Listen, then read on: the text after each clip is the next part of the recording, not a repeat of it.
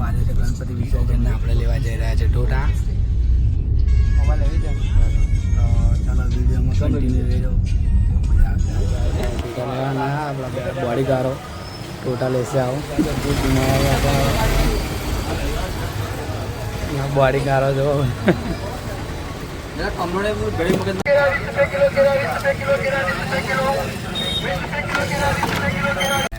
ફોટા લઈ લીધા છે ના જો